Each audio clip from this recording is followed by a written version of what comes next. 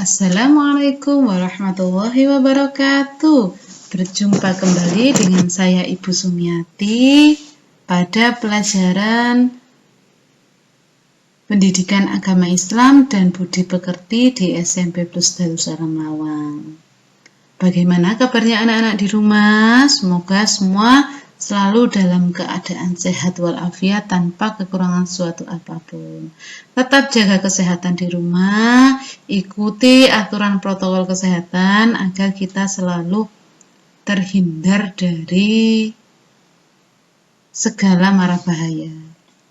Pada pagi ini, sebelum kita mulai pembelajaran, mari kita buka dengan membaca doa bersama-sama. Semoga apa yang kita lakukan bisa bernilai ibadah di sisi Allah Subhanahu wa Ta'ala.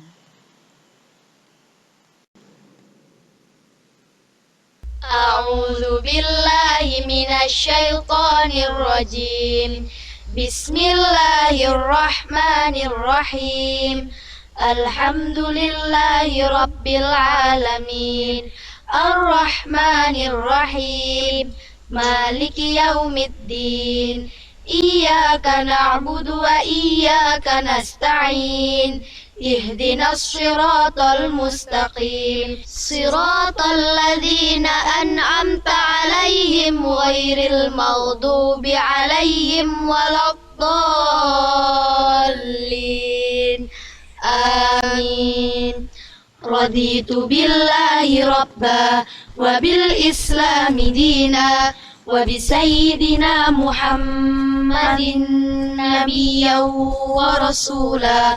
Rabbi zidni ilma warzuqni fahma.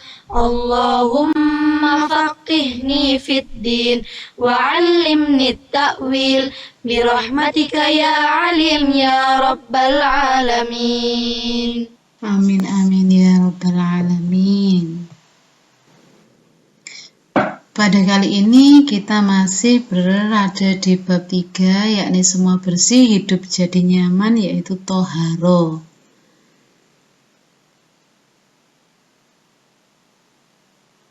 Pada pertemuan kali ini, pertemuan yang ketiga, mari kita bersuci dari hadas kecil dan hadas besar. Macam-macam bersuci yang pertama yakni berwudu. Apa itu wudu? Menurut bahasa berarti bersih atau indah. Sedang menurut istilah syara berarti membersihkan anggota-anggota badan tertentu, anggota-anggota wudu untuk menghilangkan hadas kecil dengan menggunakan air suci yang mensucikan atau air mutlak dan memenuhi syarat-syarat serta rukun tertentu. Wudhu ini termasuk salah satu syarat sah sholat bagi orang yang akan melaksanakan sholat.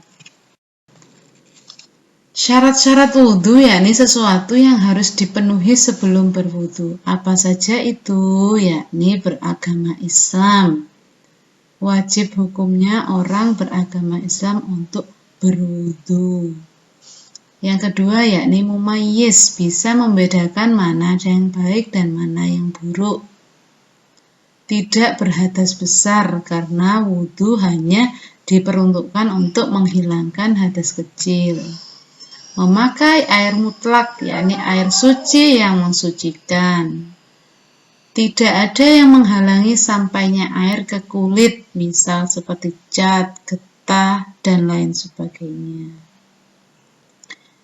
Yang terakhir, mengetahui mana yang fardu dan mana yang sunnah. Tata cara wudhu. Yang pertama, niat di dalam hati. Jika dilafalkan, maka bacaannya sebagai berikut. Nawaitul wudhu ali rafa'il hadatsil as'uri faradha lillahi ta'ala. Saya niat wudhu menghilangkan hadas kecil karena Allah Ta'ala. Selanjutnya disunahkan mencuci kedua telapak tangan dengan menyela-nyela jemarinya, berkumur-kumur dan membersihkan lubang hidung. Yang ketiga yakni membasuh muka. Keempat, membasuh kedua tangan sampai siku-siku, jangan terbalik ya. Kelima, mengusap kepala. Keenam, disunahkan membasuh telinga. Ketujuh, membasuh kaki sampai mata kaki dan menyela-nyela jari-jari kaki. Yang terakhir yakni tertib dilakukan secara berurutan. Terakhir, berdoa setelah wudhu. Untuk lebih jelasnya, mari kita perhatikan video dari YouTube berikut ini. Sebelum melakukan sholat, hendaknya kita bersuci dahulu. Tubuh kita harus bersih dari hadas besar dan hadas kecil. Allah tidak akan menerima sholat salah seorang di antara kalian apabila ia berhadas sampai ia berwudu. Pakaian harus bersih dan tidak terkena najis. Dan bersihkanlah pakaianmu dan jauhilah perbuatan yang kotor. Meskipun sudah mandi, kita diwajibkan untuk berwudu terlebih dahulu. Wudu juga ada rukun dan aturannya. Rukun wudu. Pertama, berniat. Kedua, membasuh wajah. Ketiga, membasuh kedua tangan. Keempat, mengusap sebagian kepala. Kelima, membasuh dua telapak kaki sampai mata kaki. Keenam, tertib dan membaca doa. Tata cara berwudu. Pertama, membaca bismillah dan berniat berwudu. Bismillahirrahmanirrahim. Nawaitul wudu'a liraf'il hadasil asghari fardhol lillahi ta'ala.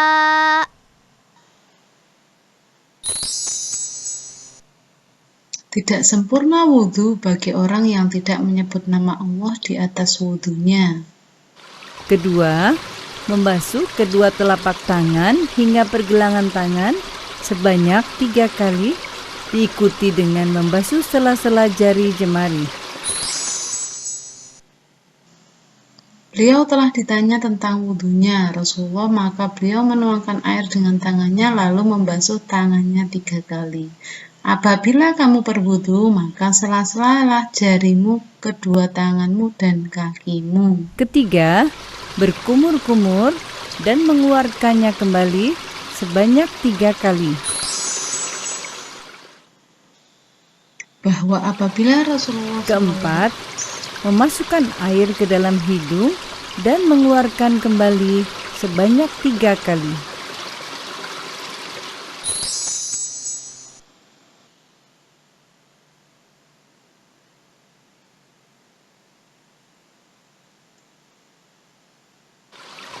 Kelima, membasuh wajah sebanyak 3 kali.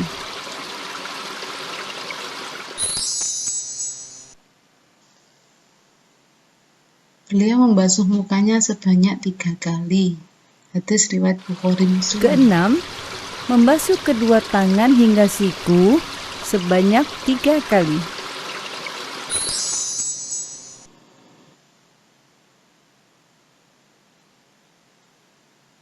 Ketujuh, mengusap sebagian kepala atau rambut sebanyak 3 kali.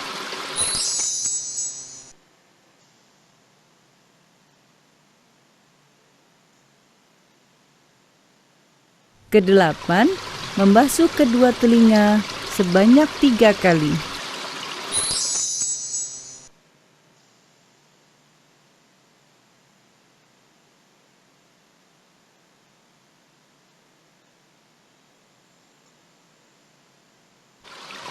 Kesembilan, membasuh telapak kaki hingga mata kaki sebanyak 3 kali, diikuti dengan membasuh sela-sela jari jemari kaki.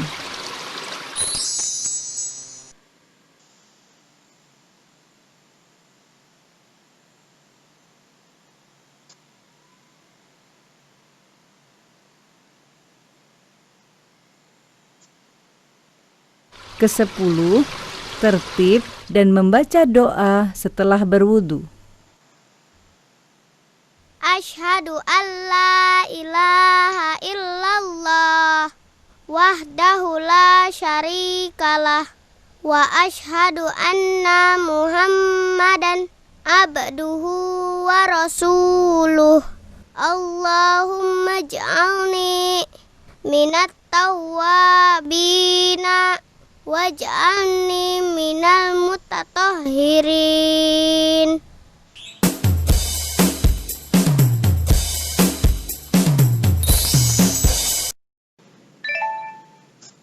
Yang kedua yakni mandi wajib. Mandi wajib adalah mengalirkan air ke seluruh tubuh disertai niat untuk menghilangkan hadas besar. Sering disebut juga mandi jinabat atau mandi junub. Penyebab harus mandi wajib, yang pertama bersetubuh. Yang kedua keluar mani, baik disengaja maupun tidak disengaja. Ketiga mati. Keempat yakni haid atau datang bulan bagi perempuan. Kelima nifas. Dan keenam adalah melahirkan atau wiladah. Cara mandi wajib. Yang pertama dilakukan yakni niat mandi untuk menghilangkan hadas besar. Jika dilafadzkan maka bacaannya sebagai berikut. Nawaitul ghusla li rafa'il hadasil akbari faradha lillahi ta'ala. Saya niat mandi menghilangkan hadas besar karena Allah Ta'ala. Yang kedua yakni menghilangkan najis apabila terdapat di badannya seperti bekas tetesan darah. Yang ketiga, membasahi seluruh tubuh mulai dari ujung rambut sampai ujung kaki. Pada saat mandi wajib, kita juga disunahkan untuk membaca bismillah, mencuci kedua tangan sebelum dimasukkan ke dalam bejana, berwudu terlebih dahulu, mendahulukan yang kanan dari yang kiri, menggosok tubuh, dan sebagainya. Untuk lebih jelasnya, mari kita perhatikan video dari YouTube berikut ini. Yuk belanja di Fit Store. Tata cara mandi junub. Pertama, baca bismillah sebelum masuk kamar mandi. Kedua, tuangkan air dan cuci kedua tangan. Ketiga, ambil air dengan tangan kanan atau gayung untuk mencuci kemaluan dengan tangan kiri. Keempat, bersihkan kotoran kemaluan yang menempel pada tangan kiri dengan menggosokkannya ke lantai atau menggunakan sabun. Kelima, kumur dan hirup air ke dalam hidung. Kemudian wudhu tanpa mencuci kaki, karena bagian ini diakhirkan. Keenam, sela pangkal rambut dan basahi dengan air, hingga membasahi seluruh kepala dan rambut. Ketujuh, siram kepala 3 kali. Kedelapan, guyur air ke seluruh badan, dengan mendahulukan bagian kanan, bisa menggunakan shower. Kesembilan, pindah tempat kemudian cuci kedua kaki, dan sela jari-jari kaki, hingga membasahi seluruh kaki.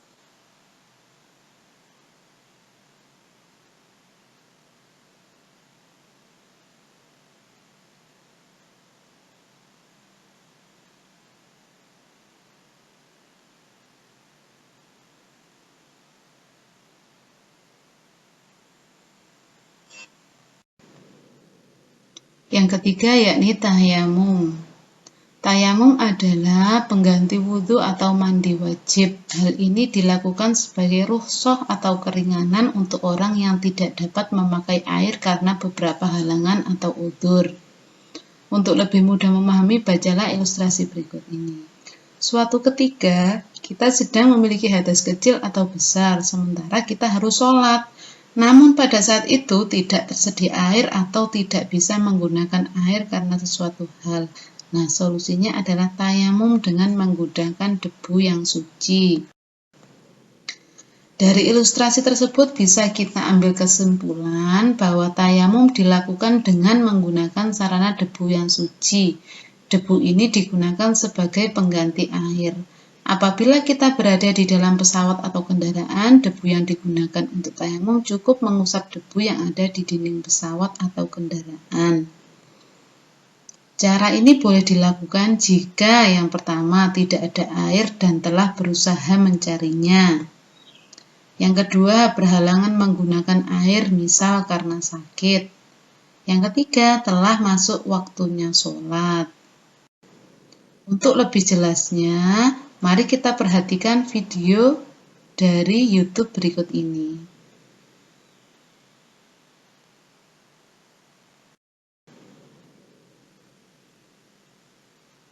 Kalau tidak ada air bagaimana? Kita tidak bisa berwudu dong, Abi.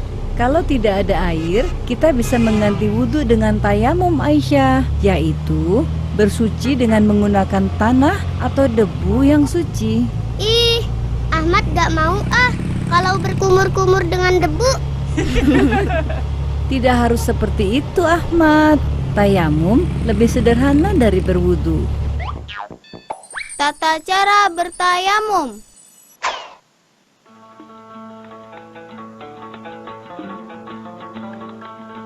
Pertama, membaca basmalah dan niat sambil menempelkan telapak tangan pada tanah atau debu yang suci. Bismillahirrohmanirrohim. Nawaitu tayamuma listibatis sholati fardolillahi ta'ala. Kedua, mengusap wajah hingga rata.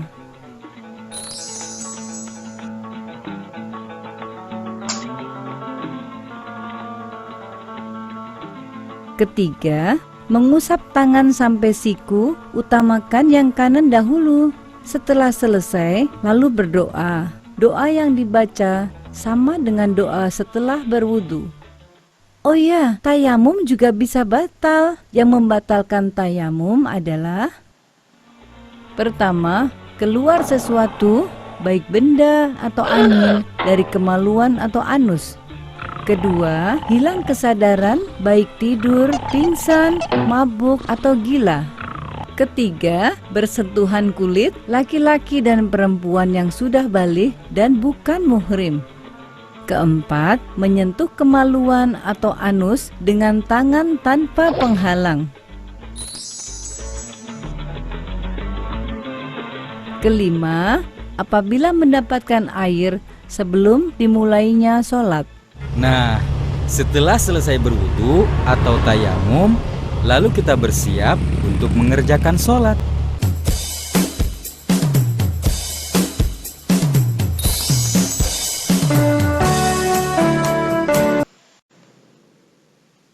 Yang terakhir yakni hikmah toharo. Yang pertama, orang yang hidup bersih akan terhindar dari segala macam penyakit karena kebanyakan sumber penyakit berasal dari kuman dan kotoran. Yang kedua, Rasulullah SAW bersabda bahwa orang yang selalu menjaga wudhu akan bersinar wajahnya kelak saat dibangkitkan dari kubur. Ketiga, dapat dijadikan sarana untuk lebih mendekatkan diri kepada Allah Subhanahu wa Ta'ala. Keempat, Rasulullah SAW menegaskan bahwa kebersihan itu sebagian dari iman, dan ada ungkapan bijak pula yang mengatakan kebersihan pangkal kesehatan. Yang terakhir, kebersihan akan membuat kita menjalani hidup dengan lebih nyaman. Panduan tugas. Yang pertama, buatlah video kalian saat sedang toharoh, yakni wudhu, mandi wajib, dan tayamum. Lengkap beserta bacaan niat dan doanya. Yang kedua, unggah atau upload video pada formulir yang telah disediakan. Ketiga, batas maksimal pengumpulan tugas yakni hari Minggu tanggal 20 September 2020. Sekian pembelajaran hari ini anak-anak. Semoga semua anak-anak bisa mengikuti pembelajaran dengan baik dan bisa mengerjakan tugas tepat waktu. Sekian pembelajaran pagi ini, mari kita tutup dengan doa bersama-sama. Subhanaka la ilma lana illa ma 'allamtana innaka antal alimul hakim. Allahumma anfa'na bima 'allamtana wa 'allimna ma yanfa'una wahdina li ahsanil akhlaq fa innahu la yahdi li ahsaniha illa anta. Allahumma ighfir li masyayikhina wa liman 'allamana وارحمهم وأكرمهم برضوانك العظيم في مقعد الصدق عندك يا أرحم الراحمين. Amin, amin, amin ya Rabbal Alamin.